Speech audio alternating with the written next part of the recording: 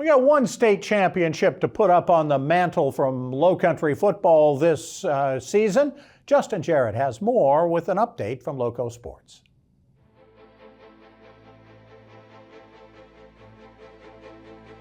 Hey LowCo sports fans, it's time for another edition of LowCo Lights on WHHI, powered by LowCoSports.com. And it's time to turn the page on another season of high school football in the LowCo.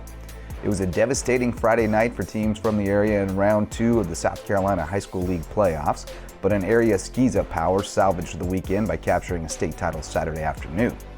4 teams hit the road to rep the LowCo on Friday night, and none of them survived the trip. The Hilton Head Seahawks traded punches with perennial power South Florence early on, and it was a 28-21 game at halftime, but the Seahawks had no answer for Bruins speedster Jayden Sellers. The younger brother of Gamecocks quarterback LaNorris Sellers racked up 227 yards and 4 touchdowns on 12 carries and caught 3 passes for 105 yards and another score to help South Florence pull away for a 56-28 win and end the Seahawks' sensational season.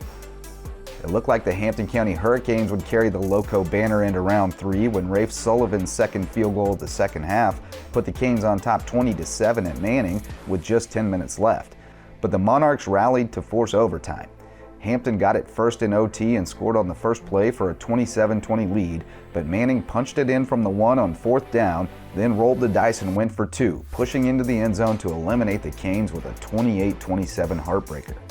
May River couldn't get its ground game going in a 36-6 loss to North Augusta, and Cross clobbered Ridgeland 54-0, locking the LowCo out of the rest of the playoffs.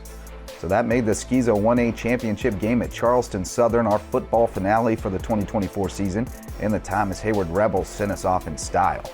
Tony O'Banner capped off his tremendous junior season with 214 yards and 2 touchdowns on the ground, and Kieran Bogus and Josh Gibson hooked up for a score, while THA's defense dominated like it has all season. Bo Pinkney racked up 13 tackles, Donovan Robinson added 11, and Gibson picked off 2 passes as the Rebels walloped Williamsburg Academy 23-8 to avenge their only loss of the season and claim their 5th state title in 7 years. The Rebels weren't the only state champs from the LowCo this weekend though, because the Bluffton Bobcats swept the Class 4A cross-country championships on Friday, sending longtime coach Dana House out with a rare double. Bluffton's girls blazed to the title by a wide margin with 3 runners in the top 10 and 5 in the top 25, while the Bobcat boys edged rival Hilton Head by 2 points despite a runner-up finish from Seahawks senior J.D. Gilman. That means it's officially basketball season in the LowCo, and the USCB Sandsharks were in the Cove on Saturday for the first doubleheader of the season. The USCB women came up short in a tough matchup with Edward Waters, falling 63-56, but the men impressed in their home debut. D1 transfer Alejandro Relat scored 17 points to lead 5 Sandsharks in double digits and dished out 8 assists to lead USCB to an 89-72 win to improve to 6-0 going into Tuesday's showdown with Savannah State at Market Arena. Among the weekend highlights on the high school hoop scene, John Paul II swept a pair from Hilton Head Prep. Look out for those JP2 boys this season. And the boys from Bridges Prep and Whale Branch both won big with a head-to-head matchup looming Tuesday in the Earl Campbell preseason tournament in Seabrook. We'll talk more about all this local sports news and set the stage for a busy holiday week when we're live at 9:30 p.m. tonight for the LowCo Sports Lowdown. Tune in to the LowCo Media YouTube channel for all the local sports news you need.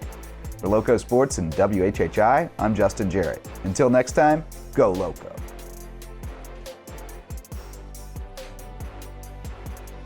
Thanks, Justin. We want to thank all of our guests for making us maybe just a little bit smarter over the last 30 minutes, and we thank you especially for joining us. If you missed anything at all, we'll be back in 90 minutes. I'm Bob Stevens.